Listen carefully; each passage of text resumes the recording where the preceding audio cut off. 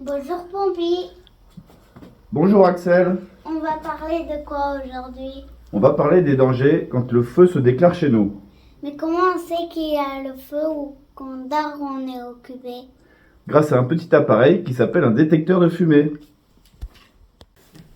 Bonjour Axel, bonjour Pompi. En effet, ce détecteur est obligatoire dans toutes les habitations depuis 2015. Il analyse en permanence l'air ambiant et dès qu'il constate une anomalie, il émet un signal sonore strident et continu pour alerter les gens dans la maison et très très fort si c'est la nuit pour pouvoir les réveiller. Un peu comme ça.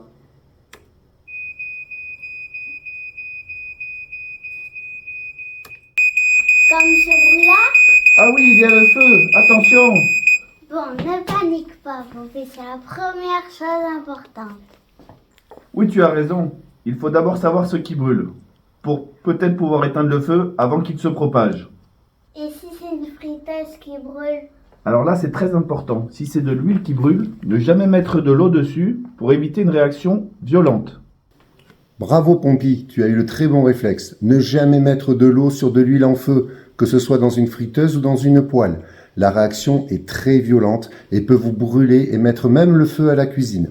Regardez cette expérience qui a été réalisée par les pompiers aux États-Unis. Ça vous donne une idée. Imaginez-vous si c'est votre cuisine ce qui va se passer.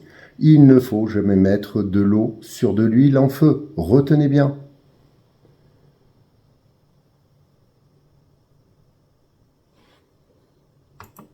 Mais alors, comment on peut éteindre ce feu? En prenant un linge humide et en recouvrant totalement la friteuse. Très bonne question Axel. Je vais te répondre. D'abord, garder son sang-froid. Ensuite, prendre une serpillière, la mettre dans l'eau, l'essorer un petit peu, se protéger les mains avec et venir doucement recouvrir la friteuse. Vous allez voir qu'après avoir coupé le feu, la température va diminuer au sein de la friteuse et la fumée va commencer à disparaître. Surtout, pensez à ventiler car les gaz qui vont se dégager de cette combustion sont très très mauvais pour la santé. Et si on n'arrive pas ou que le feu est trop important? Alors là, on se met à l'abri et on appelle les pompiers. On ne peut pas sortir de l'appartement, il y a beaucoup trop de fumée.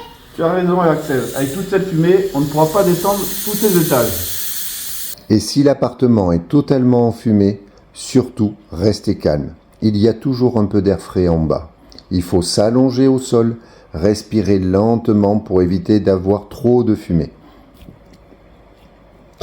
En fait, Axel et Pompi sont dans leur appartement au 5e étage. Et puis le feu prend au premier étage. Comme la porte est ouverte, rapidement la fumée va commencer à envahir la cage d'escalier. La mauvaise réaction, ça serait d'ouvrir la porte de son appartement et d'essayer de descendre dans les escaliers. Mais la fumée va commencer vite à tout envahir. Impossible de respirer, on n'y voit plus rien. Au bout d'un moment, on est asphyxié et on tombe. Et dans ces cas-là, c'est des grands malheurs. Le mieux, c'est de fermer la porte de son appartement, partir ensuite au niveau du balcon ou de la fenêtre et se signaler aux pompiers qui arrivent. Ils vont alors développer leur grande échelle pour sortir toutes les personnes qui sont coincées. En même temps, ils vont ouvrir l'exutoire en partie haute pour évacuer toutes les fumées et ainsi dégager la cage d'escalier. Allez, bon courage pompier Axel, vous allez y arriver. J'appelle les pompiers, je fais le 18.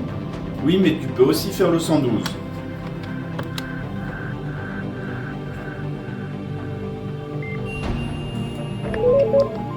Les sapeurs-pompiers, bonjour. Il y a le feu chez moi, je ne sais pas ce qui brûle. D'accord. Quelle est ton adresse? J'habite 7 rue Pexeto à Talence au 5e étage de ma résidence. Tu es tout seul? Non, je suis avec mon ami Pompi. Très bien. Pompier et toi, mettez au pied de la porte du linge humide. Ensuite, allez montrer votre présence aux pompiers sur le balcon. Nous arrivons. Axel, tu peux raccrocher.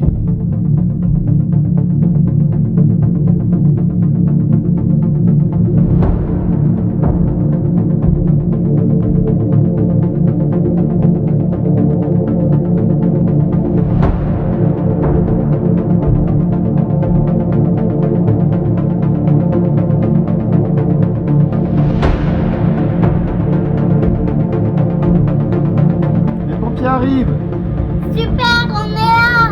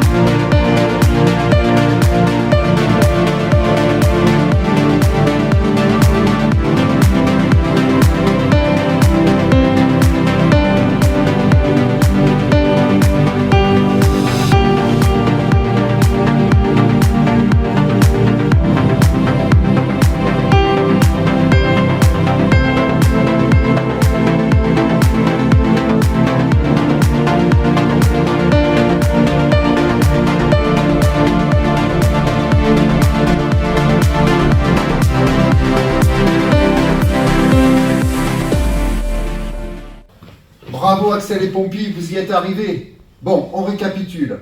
Si j'entends l'alarme, 1, Ne panique pas. 2, Je ne descends jamais dans l'escalier s'il y a trop de fumée. 3, Je me mets à quatre pattes si nécessaire. 4, Je me mets à l'abri en fermant les portes. 5, Je garde mon sang-froid. 6, Je me signale au balcon ou à la fenêtre. Et Parfait. j'appelle les pompiers. et j'appelle les pompiers. Maintenant, c'est à vous de vous jouer. Pour cette nouvelle expérience à l'ODP Kids, vous allez évoluer dans un appartement rempli de fumée inoffensive. Un jeune sapeur-pompier vous accompagnera pendant votre évolution dans ce milieu inhabituel. Gardez votre sang-froid, repérez-vous et sauvez le petit chien qui a peur et qui est caché. Bonne chance.